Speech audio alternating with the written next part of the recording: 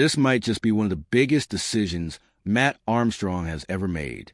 Because what you're looking at right now is not just a house. This is a full-on move across the world. We're talking over 4,500 miles from home, all the way to Miami. Skyscrapers, supercars, palm trees lining every street. The kind of place most people visit for a week and dream about on the flight home. They don't actually move there. And yet, somehow, Matt just bought a place here. But here's what makes this so wild. This was never part of any plan. Not even close. And the crazy part is, if one small moment never happened, none of this would even exist. So, how does a guy who started off riding BMX bikes end up owning a house in Miami? Because this story is way bigger than just a property purchase. It's about decisions, timing, and having the nerve to take a risk when it actually matters. And if you enjoy these kind of real-life journeys, the rebuilds, the come-ups, the moments that change everything, make sure you hit that subscribe button right now and turn on notifications, because this one only gets crazier as we go. Now here's what's interesting. Matt doesn't even start by showing off the house. Instead, he takes it all the way back. Because to really understand this moment, you need to understand where everything began. He literally describes himself as just a regular kid riding BMX, filming little clips on the side, messing around with cars in his spare time. No big money. No crazy setup. No clear direction for future. And honestly, that's exactly what makes this whole story hit different. This isn't someone who had a master plan mapped out from day one. This is someone who just kept showing up, kept pushing one step at a time. Then slowly, things start to shift. He builds his first salvage car, takes a chance on something most people would walk away from, learns as he goes, makes mistakes, fixes them, keeps moving. And then comes the moment that changes everything. He quits his full-time job. That single decision is where the entire trajectory of his life starts accelerating. Because from that point on, you're watching a complete transformation unfold in real time. He goes from basic garage builds to buying dream cars, Lamborghinis, Range Rover SVRs, machines most people only see in magazines. And he's not just buying them to show off. He's tearing them apart, rebuilding them from the ground up, pushing himself further with every single project. Now, here's where the story takes a completely unexpected turn. Because Miami was never the destination. This whole thing started with one connection. Tavarish. They meet at a car show in the UK. Just a casual link-up. Nothing dramatic. But then Tavarish says something simple, almost throwaway. If you ever want to build a car in the US, come over. That's it. One sentence. Most people would smile, nod, and never follow through. Matt actually went. And that one decision is where everything starts to build. Trips back and forth between the UK and the US. Working on cars together. Shipping parts across the Atlantic. Spending weeks at a time in Miami. At first, it's purely work. Just another opportunity. Another build. Another project to film. But something starts happening that Matt probably didn't expect. The environment gets under his skin. The people, the energy, the weather, the builds. It stops feeling like a trip and starts feeling like something more familiar. One of the biggest projects during this stretch is that Purple GT3, working out at Tavarish's workshop, sleeping at his place, meeting new people, expanding his world. And before anyone really notices, Matt isn't just visiting Miami anymore. He's practically living there, flight after flight, trip after trip, going back and forth like a pendulum. And that's when reality starts catching up, because every single trip costs money. Flights, hotels, food, logistics. It all stacks up fast.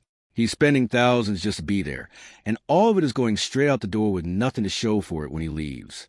Then something his dad always told him finally lands in a way it never did before. Your money is safer in a house. Words he probably heard 100 times growing up, but right now, in this moment, they carry real weight. Then comes a phone call. Simple, but serious. Start getting your flights. And this time it's not for a quick visit or a small project. This time, they're going to rebuild a Bugatti Chiron. Let that sink in. One of the most extraordinary hypercars ever made. A machine worth millions, completely wrecked, about to be torn down and rebuilt piece by piece. This isn't something you knock out in a weekend. This is a long-term, all-consuming project that demands time, space, and total commitment. So suddenly the math changes completely. They're going to be in Miami for months. And that's when the idea crystallizes. Instead of pouring money into hotels with nothing at the end, why not buy a house? A place that actually builds equity. A place that works for you instead of draining you. But here's the problem. Matt has absolutely no idea how any of this works in the United States. Different country, different system, different rules for everything. Mortgages, taxes, inspections. None of it translates from what he knows back in the UK. So he does what he always does. He starts from zero, learns everything, asks every question, and figures out piece by piece. That's where Alfredo comes in, his realtor, guiding him through the entire process, showing him what's out there, breaking down what each option really means. Now the house hunting begins, and immediately you can feel this is not going to be straightforward. First property, a condo right in the city. Looks clean, modern, perfect location. Then the price drops.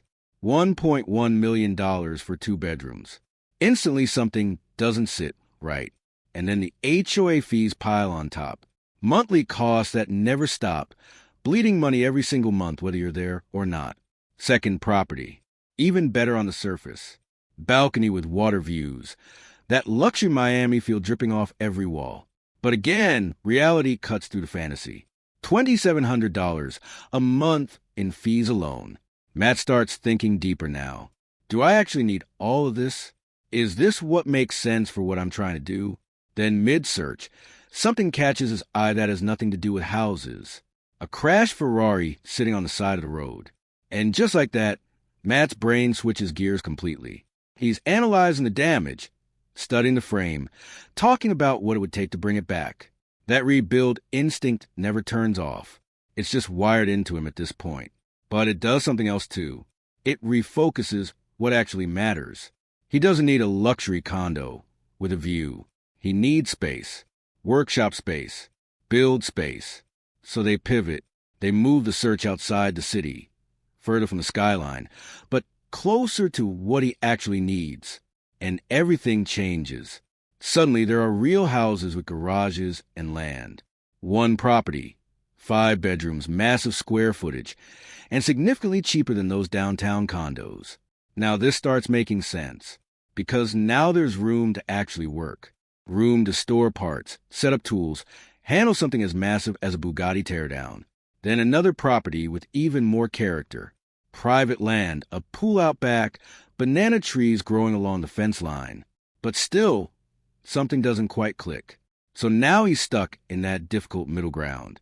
Options everywhere, but nothing that fully connects with everything he needs. And the pressure keeps building, because this is not a small decision. This is a commitment in a foreign country, thousands of miles from everything familiar. Then Alfredo pulls up one final listing. And this one is different. The space is right. The location works. The potential is obvious the moment they walk through the door. Everything just lines up in a way none of the others managed to. Decision made. House bought. Fast forward. Matt lands back in the U.S. But this time, everything feels different. Because now he's not checking into a hotel. He's not living out of a suitcase. He's walking into his own place. His keys, his door, his space. The house is completely empty. Nothing inside but bare walls and open floor. But there's no hesitation. Straight into action. Furniture runs, IKEA trips. Building everything from scratch with his own hands. Turning a hollow shell into something that actually feels lived in piece by piece, the same way he approaches every build. And then the real reason behind this entire purchase reveals itself. The workshop, because this is where that Bugatti Chiron rebuild is going to happen. And the transformation starts immediately. Walls coming down, a car lift going in, floors getting resurfaced with epoxy. Every single step bringing them closer to a proper, professional-grade setup. No hesitation. No waiting around. Straight into build mode, the only gear Matt seems to have. And this is where the whole story connects. Because this house was never about luxury or flexing a Miami address. This is a base of operations, a rebuild headquarters, a launch pad for projects that most people wouldn't even dream of attempting. A place where something like a wrecked Bugatti Chiron can actually be brought back to life the right way. By the time the setup is finished, the transformation is staggering. A clean, fully equipped workshop with proper lighting, epoxy floors, and room for multiple cars. Inside, the house has become a real home, built up from nothing one piece at a time. And then it hits you, that quiet moment where the full arc of the story comes into focus. From riding BMX bikes as a kid with no plan and no money, to standing in his own house in Miami with a full workshop and a Bugatti waiting to be rebuilt. That distance, not just the miles or the journey itself, is almost hard to believe. And honestly, this is so much bigger than a house. It's about what happens when you take risks instead of playing it safe. When you say yes to an opportunity instead of letting it pass. When you actually follow through on the things most people only talk about. Because if Matt never took that first trip, if he never met Tavarish at that car show, if he never committed to that Bugatti project, none of this would exist. Every single piece of this life was built on a moment where he chose to move forward instead of staying comfortable. And that's what makes this story so powerful. If you enjoyed this and you want more like it, real journeys, incredible rebuilds, and the kind of moves that change everything, hit that subscribe button and smash the like. Because trust me, this Miami setup is just the beginning.